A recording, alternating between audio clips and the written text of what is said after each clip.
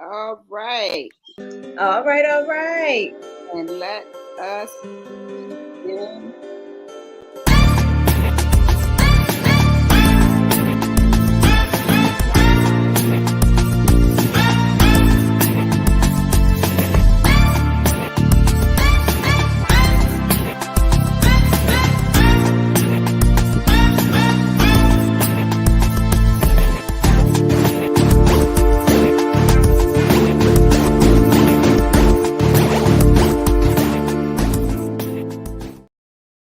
Woo woo! Welcome, Hey welcome y'all. back. Hey. Yes, I'm Weathers. And I'm Fran, and we are Be being organic. organic. Yes, we have Yes, a little bit of a break, just trying to get back into our schedule. So we are super excited to be coming to you, although remotely. We are showing up.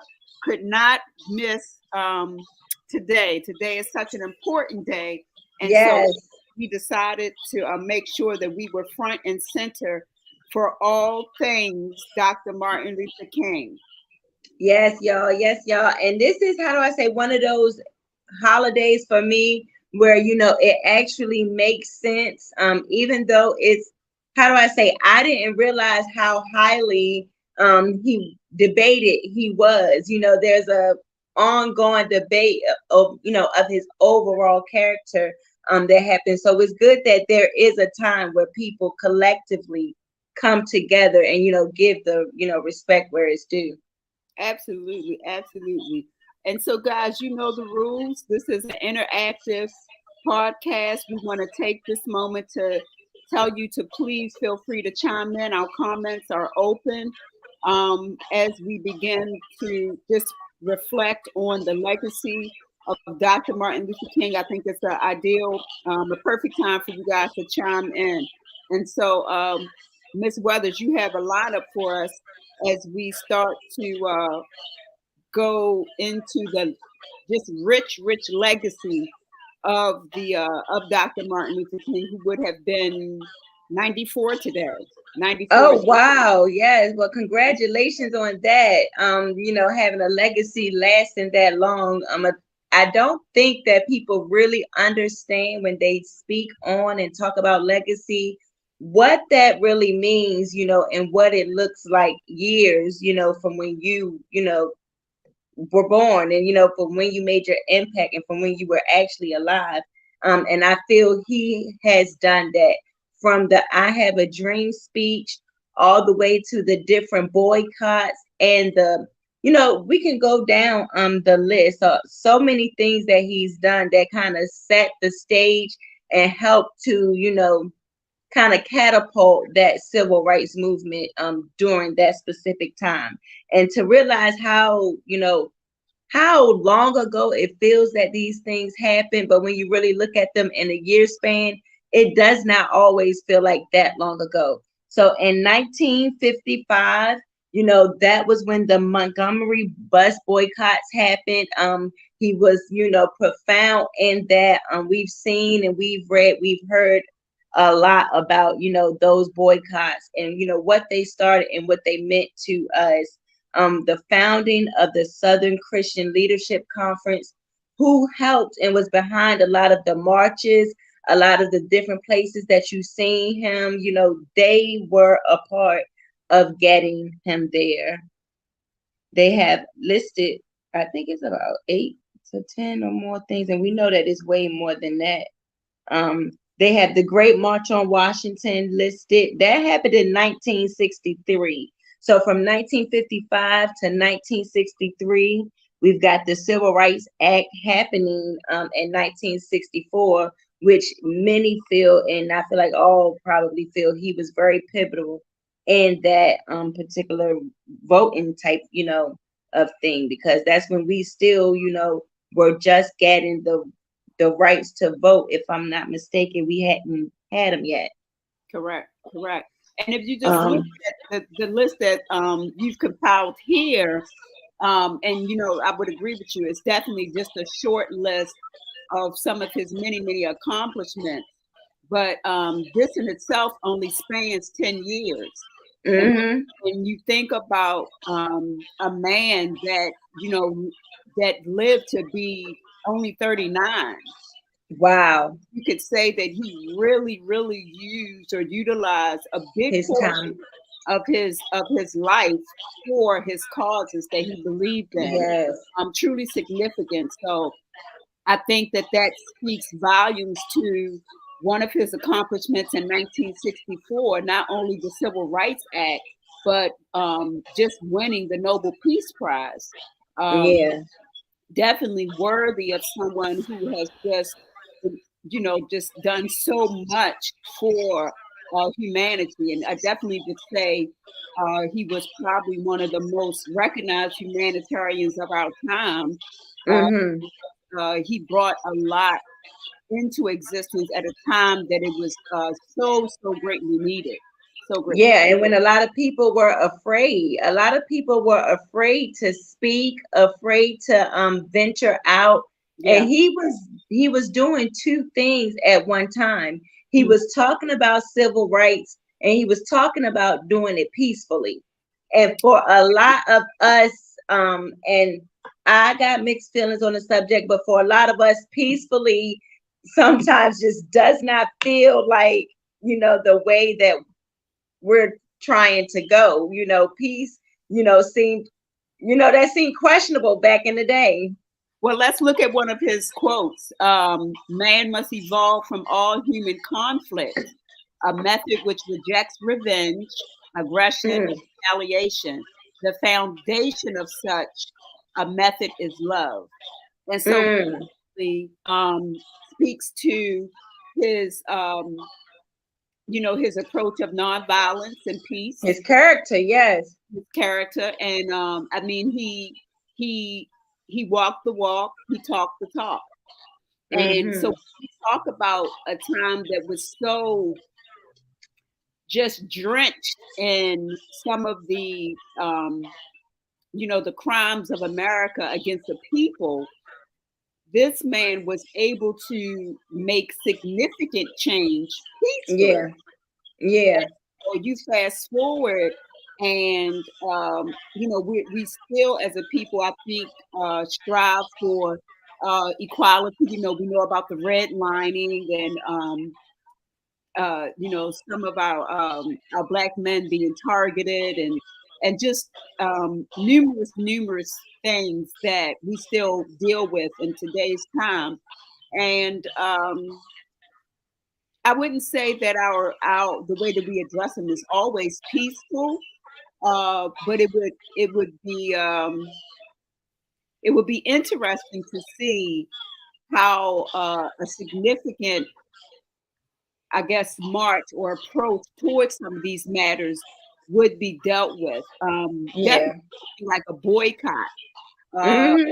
Allow people to rise up and do something like that in today's time, I think would garner pretty much some of the same results, because as we know, we are strong consumers. Our dollars definitely speak.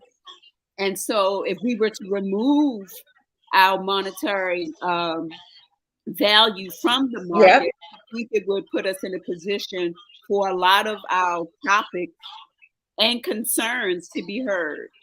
Yeah, and I think, how do I say? I think that might be when how do I say, when you know what your strength is and to not utilize it makes it problematic. So it's a lot of, debate about whether or not we should be shopping certain places and, where we should be putting our money. And it's funny to, me to hear the debate because everything, that's in front of us says that this is where our strength lies. So for, how do I say, for Martin Luther King to have took his talent, and his strength, his talent was getting people, to get riled up for the cause, and he was able to speak it eloquently Yeah. in a way to get you excited. I feel like we know sometimes what to do next, and when we don't do it, it it looks bad on us, so for sometimes, for like you just said, for us to know that the strength is literally not it. We can't even just say distinctly the American dollar. We can literally be like they getting their money off the Black American dollar. So for us to not utilize that sometimes in the space in the times that we have is funny to me, because I feel like they would not, back in the day, they would not have thought twice about not, banking somewhere or not shopping somewhere. Whereas now on the internet, it's a whole debate about whether or not we should do this, or y'all gonna cancel them now. I ain't canceling them because blah blah blah. So that's a it's funny to hear, because a lot of the people today say we are not our ancestors, and they say it in a way to make it seem like we would do something so much more greater than what they did. And while we are fighting every day, the things that they did were smart, and if we utilized our time like that. Well, I think that they were not only smart, I think they were, more importantly, they were collective. Mm-hmm. And when I think the picture that we have up on the screen now just speaks to how much more united we were as people. Yeah. We did have a lot to fight for. Mm-hmm. Not having the right to vote, not having certain privileges that we do enjoy today. I think there was definitely more of a need to rally, but to fast forward, these are techniques, I would say, for lack of a better word. These are approaches, initiatives that I think would still ring true, and they all begin with a collective approach. It's a mindset. Well, yeah, I mean, and we don't have the leadership today of a Dr. Martin Luther King, of a Malcolm X, of a Medgar Evers. Not that I know of. Not no one that I would say is outspoken. Well, I might be wrong. What do you? Well, I wouldn't say that I wouldn't say that they're not there. I just don't think that the attention span that they were allotted back then is the same as ours. So it's like when Martin Luther King, if we knew a speech was happening, and I don't know that I was, I don't think I was born, but I'm sure when they knew something was happening on a broadcast, collectively they had to go to that space at that time. We don't get to be to have those feelings as much all at once, because you can just, with some of the stuff that you see today, with they're doing something like when they were having the riots here, we were right here in Baltimore and we were affected by it, but it didn't feel like back in the day and not that I know what that feels like, but Well, I just think that with the onset of technology, I mean, you think of it back then. What did they have? The radio? They had the radio and maybe black and white. That was it. Phones, radio. But even with those limited resources of communication, they were able to come together. They were able to come together in droves. I mean, I think the I Have a Dream speech on Washington is recognized as one of the biggest gatherings outside of President Obama's inauguration. The Million Man March was a pretty big one too. And the Million Man March, and maybe the Women's March as well. But I'm just saying, as far as the technology, one person that you was looking to. Well, just to notify the people to attend, Million Man March, we had what then? We had beepers, we had much more in communication established than I would say they did at the time. And they were able to rally. But, just speaking of the Million Man March, that was brought together by Minister Farrakhan and who else? A couple people escaped me, but definitely there was a celebrity presence. We might can revisit that too on another show, because that I remember it, and I remember watching it on the news, and I remember feeling good about it. It just awesome. Yeah, it was definitely, and that's what I'm saying. he's remembered for so many great things, of definitely bringing a people together. And like you Yeah, said, the Million Man March was a time where we all felt a sense of pride that we did. what our people were able to come together. And you would think at times when we are able to come together peacefully, why wouldn't we do it more often when it's so beneficial to I us? mean, it's so beneficial. That's a very good question. So if y'all want to answer, word it again, Miss Fran, in case somebody want to answer it later. Say that one more time. Yeah, I would put the question out there. I would pose the question, why don't we come together more often, when we know that it's so beneficial to us as a people? Oh yes, yes, I like that. That felt good. So along with his along with his accomplishments, I would say his impact was something that really stands out to me. His impact falls into debates. It falls into, people who, when they're looking for, a structure to look towards to say, this is the type of peace I'm looking for, or this is the type of civility that I work towards. You can literally be like, the way that Martin Luther King, you could be like, well, the version of that Martin Luther King, that he put out, that energy, so a little, how do I say, I I guess my little words on it was his biggest impact was on the hearts of people who saw his vision and also wanted the equality he relentlessly pursued.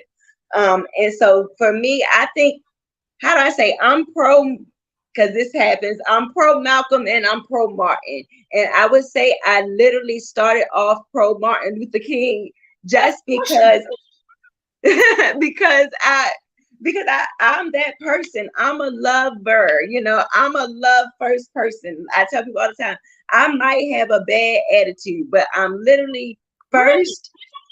I know you don't think so, but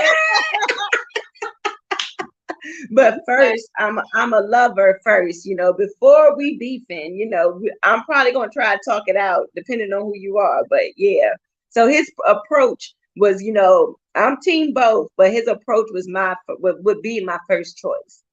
Yeah, what it just, it goes without saying, you give what you get, karma, reciprocate, Mhm. whatever it is.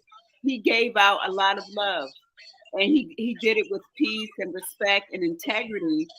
And I think, and not even, I just know in my heart that that's one of the reasons he was able to accomplish so much. Definitely, just rallying our people. You have to have a certain aura about yourself to even garner the attention of the masses. Not to mention just fighting for a cause, but you Yeah. people together.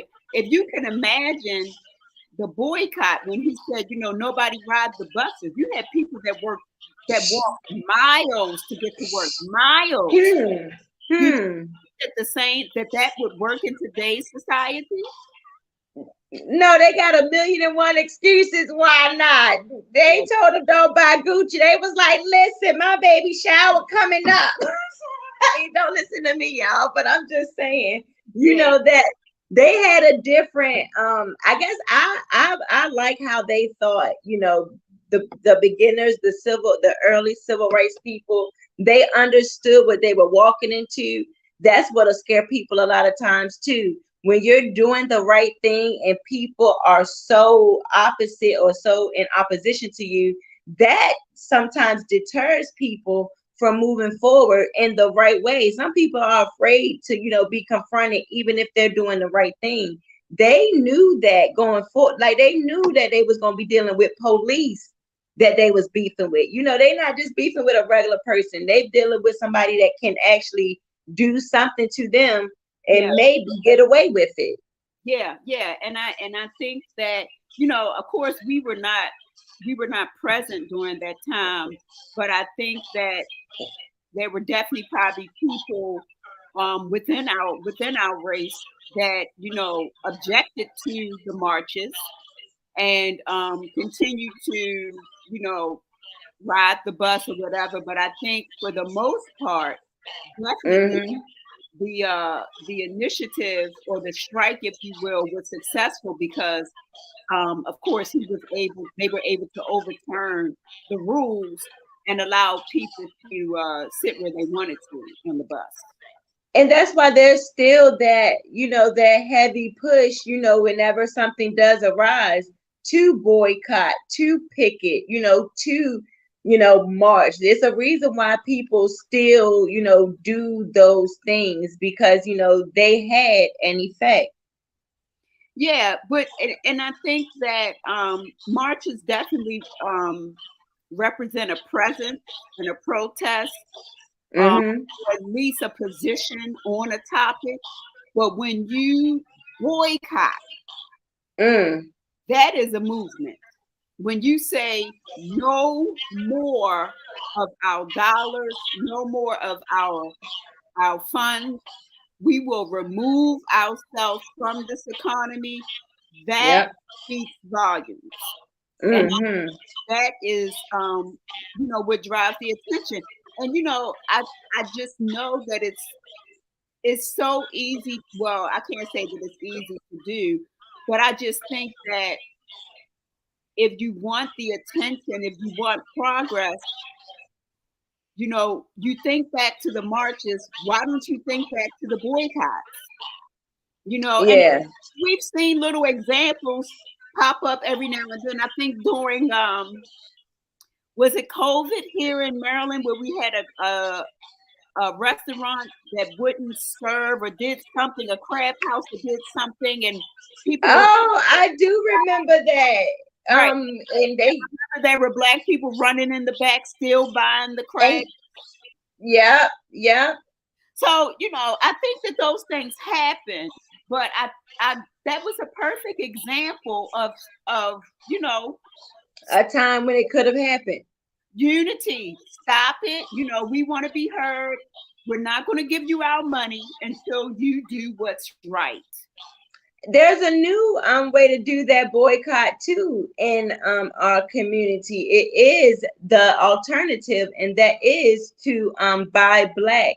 So I know that you were featured, and it's easy for me to remember them because they think is We Buy Black. You were featured on the We Buy Black, and I will tell you, the first time I seen that as a platform, I was like, okay, yes, because even though they were looking to do something very basic, which Mhm. they I think they were looking to put together a supermarket that was, had a lot of Black owned stuff.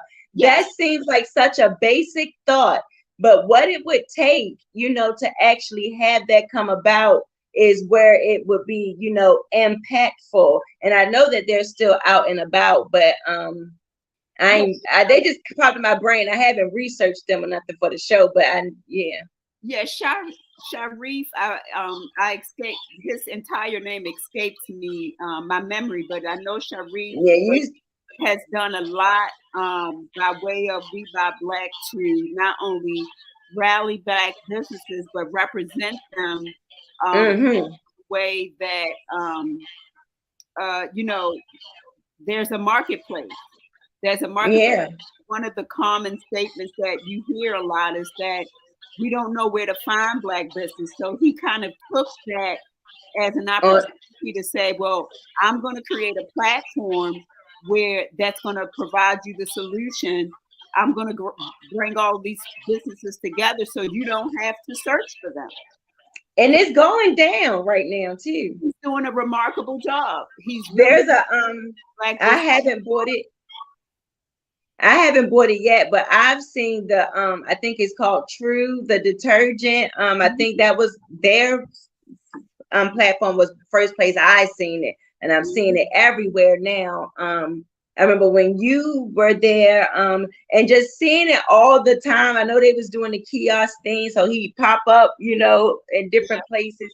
So it's good to see that, and it actually, and this is some of this, y'all, is going to be a little, how do I say this? We going with the flow, because celebrating Martin Luther King, and we want to focus it in of today. There's a new debate about acquisitions in business. And for me, I want and we can discuss this at a later date too, but I want us to get a little bit more insight as to why businesses, are looking to be, acquired. Us being in the business, I'm in retail, you're an entrepreneur. I feel like we have an understanding that a part of the goal in having a business is to scale it to a place where you can probably, have it make money for you and you not be there. And sometimes for that to happen, you have to be acquired. So I wanted to talk about that. And then I wanted to talk about the thought behind why we might not want to see our stuff get acquired. But then what is the alternative to the others, acquiring the brand? So where is the the multimillionaires and billionaires that are, of our same, race, that are acquiring businesses? Because I feel like maybe that's the question that people aren't or haven't asked about the situation. Because I don't get mad when I see them get, acquired and sell their, businesses, because I think that's the way it should go. But I will say there is I know there's a reason why people feel away. Yeah, I think that one of probably the biggest reason is people just don't know business and they don't understand what it takes to scale and grow. Mm-hmm.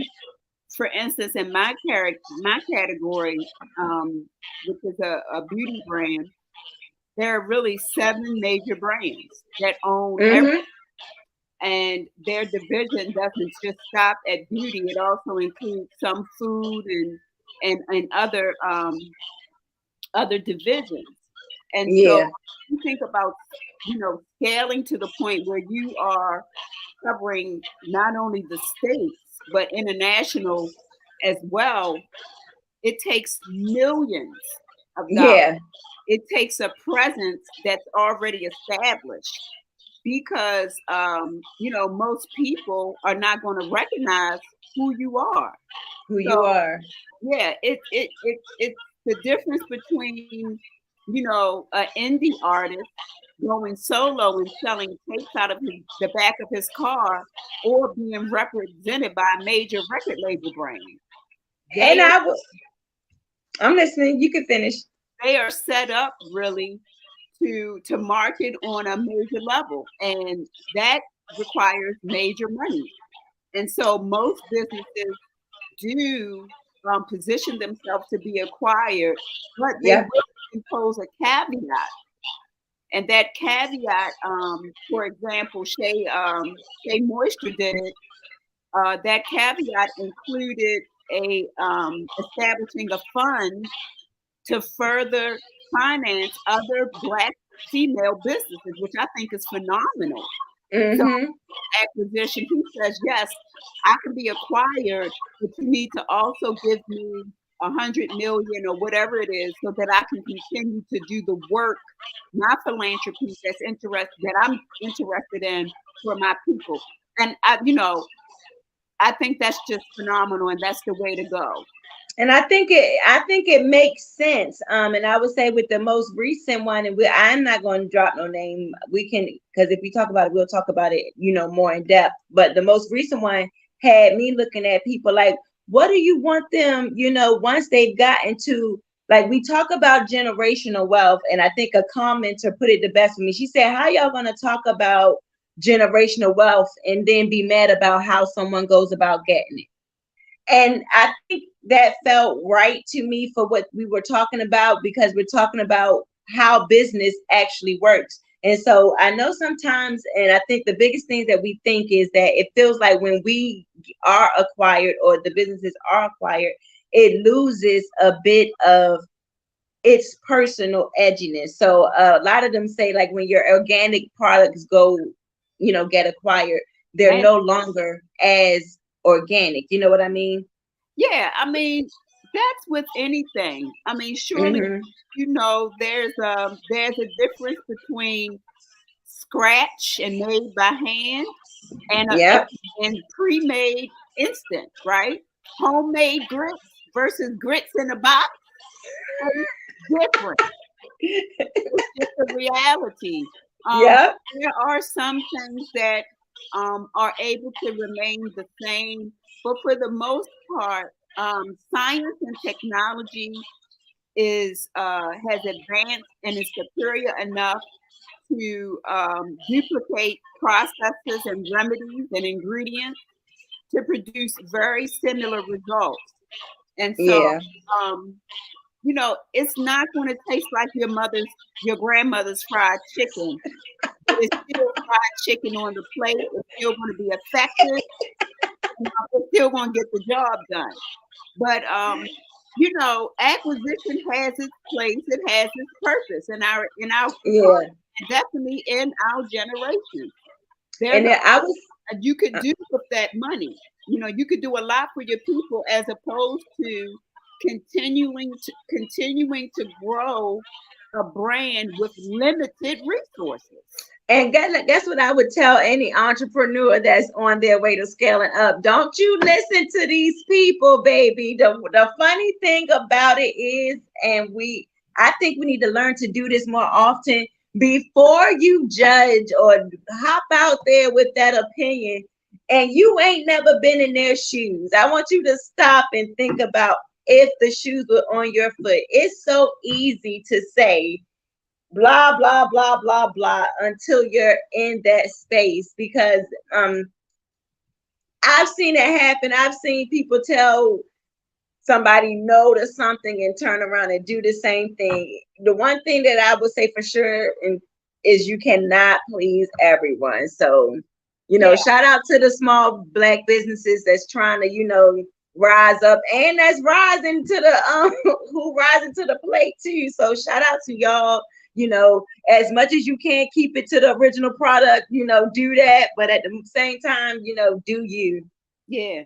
Well, speaking of business, what's most interesting is there's a thought that Dr. Martin Luther King's attention to business and the state of the black dollar is what led to his demise. his assassination. Yes, that he was not targeted until he started to talk about the economics and the trajectory of the Black American dollar.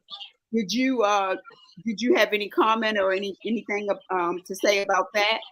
Listen, I actually thought of it and ain't go too deep in it because I know if it was going to sound, too negative or, like too anti him, because that was that was the part that I don't think we even get to talk about, that much. Nobody really it's only in an argumentative way when they come out and be like, well, Martin was about to be on his, same time, same type thought as everybody else. And it's messed up because he is what we would prefer to be. We would prefer to come into it being honest, being peaceful. We aren't known for being the one to escalate a situation. Mm-hmm. We would like to be chill, but after all that chill is delivered, you still giving me, you still coming with the smoke. And so now I'm seeing that I might have to move differently with you. And that's what I think. I think we have a history of doing that. We don't mind pleasing and, being approachable and all those things. And sometimes I just wish we would be that way with us first, then others. Love each other first, then it's going to be easier for you to branch out and deal with other people. I probably went too far, I'm sorry. No, I think it's fine. It's definitely a conversation worth having, because I think one of the biggest, I guess I don't know if the word is compliment, but I think one of the biggest compliments that we could give to his life and his legacy is to achieve some of the goals that he wasn't able to, in light of his assassination. Yeah.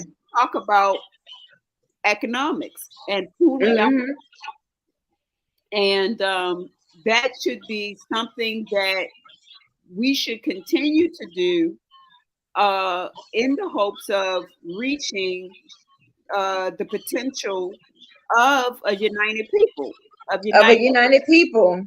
yeah. Yeah. And and we could fight all day for reparations, and I think that's a worthy cause, and we should continue to do that.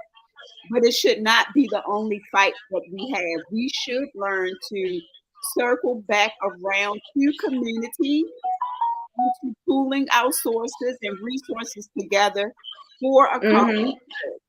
And, I just think that there's a lot of benefit in that. There's a lot of benefit in it. Yeah, I agree. So actually, and y'all, I hope my phone don't die. I'm about to charge it up real quick, but before we do that, I'll listen, sorry y'all, it's been a long day. We are moving into we're gonna put this as our one not feeling it topic because we are winding down right now. We So are it's going to winding down right now. you know my I'm dualistic, so that's me being professional, y'all. We are running down two, which I thought makes sense because one of the things that I wanted to kind of reflect on is the impact that he had on us. And what I wanted to speak on or mention is the critical race theory, the argument that's happening in the school system about how the new students are being taught about America, and I guess how the West was won. Oh, hilarious. Okay. And I Yeah, apologize. That upload did not appear to happen. Is it what we want? I see critical race theory is one of the yeah, that's perfect. That's perfect. Let me get my all charger. right. And so while we wait for her, let's just jump into a commercial if we could. And yeah. Natural deodorants. They smell so good. I've been using them personally for 2 years, and they're not really filled with the chemicals that you find in regular drugstore deodorants, like aluminum and perfume. And as you can see, I've already been dipping into mine. I do use this every day, and what I really like about it is that it's long lasting. Truly, I stay dry all day. I don't want to walk around. Why you so obsessed with me? Boy, I wanna know. Lying.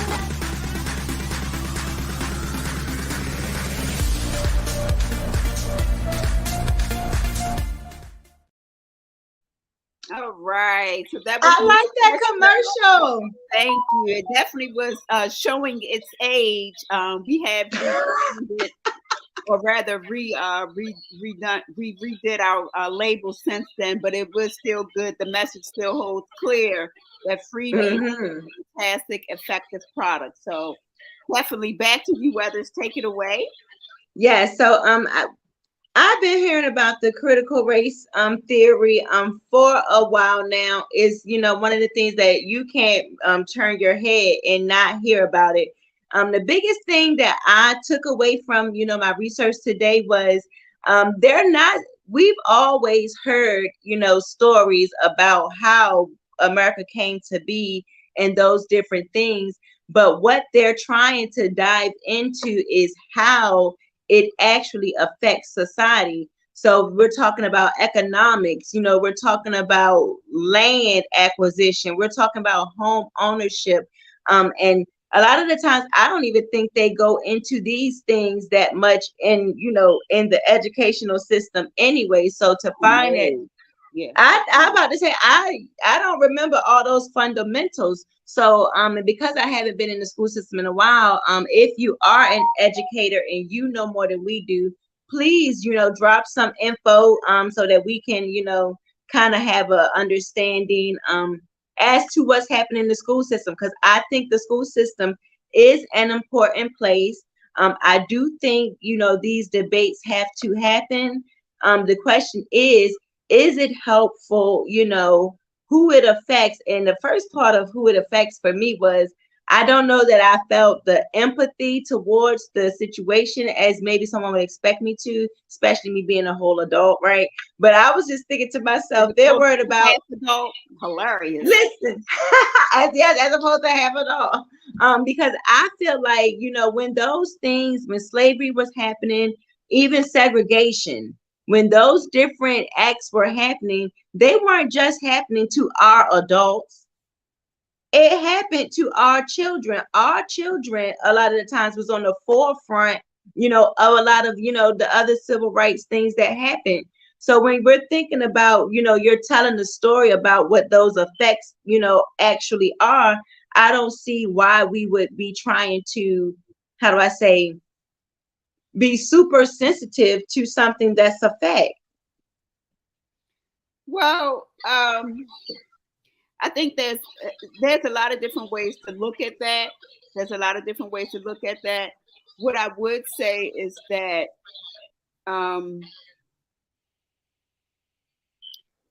you can't rely on systems, definitely not the educational system, True. to do anything worthy of educating your children, Your children. of representing a cause. It is if anything, it's a miseducation, and therefore the responsibility falls on the parent to instill in their children not only the education, but the history and the origin of a culture that's lost. You have to be able to teach some identifying culture to your child so that they won't walk around Lost. Lost and just aimless because they have no point of origin. They have no point of beginning. Everybody needs to grow from something. And unfortunately, we're not given that foundation within the school system. We're told lies. And so it falls on the parents really to include that crucial history to their children so that they grow maybe with the desire and maybe the desire to unite, maybe and to learn too. And to learn. Maybe that's one of the reasons why there's such a disconnect is because they're not giving or not taught from the beginning their history. Yeah. And I think that, that would put us in the mindset to seek knowledge from one another as opposed to institutions. And I agree wholeheartedly that, it has to start at home. I just still don't understand why, when you really, I guess when I understand, because, my people were on the short end of the stick, I do feel a way, and I do feel, the need for people to actually know or to even understand, because some people can't conceptualize why someone might struggle, to get out of the hood, even though there are instances of people having got out of the hood, so it's not something that is impossible to do.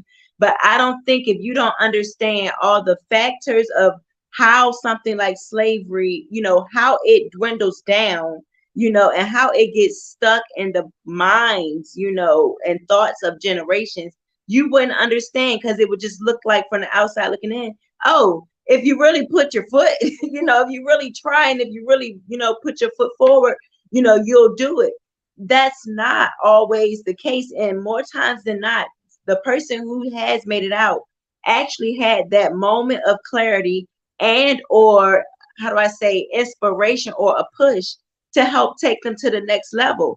And it's always been that way. You hear that story, but you don't hear it until they have that life-changing type of thing happen to them. Yeah, the brainwashing is real. And I Mhm. think that when you continue to absorb the miseducation, the brainwashing, it really puts you at a disadvantage for growth, you know. Yeah. And so, I mean, we could go on and on about that, but we definitely want or rather, we definitely want to say within this podcast that we could not be in this position without the just extreme dedication of Dr. Martin Luther King. Yeah. Not only him and his work, but his administration, his family, the many that prayed for him and poured into him to do the work that he did. Both Yes. and I are an example, and we are privileged to live the lives that we're living based on the work that they did, the work Yeah. they did. And that's why I say, for me, I think one of the biggest compliments that I could ever give to his legacy would be to entertain, his initiatives, his dreams that were not fulfilled, because I get to embrace the ones that were fulfilled. Yeah. It would be nice to, just to have um, a goal or some kind of committee focused on furthering the dreams of Dr. Martin Luther King. We do Yes. the museum on in Washington. It definitely highlights the African American struggle and the journey, but it comes to an end. It Yeah. comes to an end. And it shouldn't, because our struggle isn't over. It's not over. No, It's not over. we should have, and don't get me wrong. I'm sure that there are things that exist that I'm just ignorant to. I don't know about them, but and I will make it my business to try to find out what I can, because Yes. I would love to support anything that furthered the causes of African American people.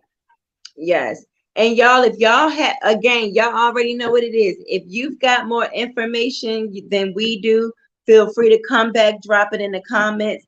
I have heard through the grapevine that while y'all might not be here with us tonight, y'all be coming back and watching. So you can always come back and drop your comments as well, and leave your opinions, your statements, your resources, any topics that you want us to talk about further. You can drop those in the comments as well. Yeah, and we just want to encourage everybody to like, follow, and share this channel in an effort to grow our subscribers. Yes, subscribe. We are truly new to the world of podcasts, so we are kind of learning as we go, and so we definitely encourage you to come along for the ride and join us as we just expand our wings and just venture into topics and everything to grow this Yes. Communication base. Yes, yes, yes. And remember, guys, as always, I'm the Retail Solution. Click the link in my bio to shop Fran's new toothpaste drop, Oral Fresh. Y'all gonna like Oral Fresh. Y'all gonna like it. Add on a little wooden toothbrush when you while you in the site. Y'all. Yes, it is a sweet return to the product. It's really good. Listen, y'all, she not paying me for this. I mean, she paying me for the podcast, but she not paying me to give this shout out. It felt like I left the dentist. I was concerned because it was in a tablet, y'all. Y'all know we had a paste. I was concerned about it. I opened up the one that I tried, and they was white. I'm like, where's the black? This should have been black like the paste. But no, the peppermint is good. I haven't tried the charcoal yet, but it felt like I had left the dentist. So if you guys were missing Oral Fresh, it's back. Yeah, it does a fantastic job. Thanks for taking the time He did. to share your thank you for taking the time to share your experience. We will again work to be more regular. We have come up with some solutions for when we are not in the organic warehouse, and going live like this is one of the examples. But we do appreciate you joining in. And as Weather said, feel free to tune in afterwards. And you can watch it and share it as often as you like. So until next time, I am. Yes, y'all. Have a good one. And that is Weathers. And this is Being Organic, a feel good podcast. Have a good night. Bye.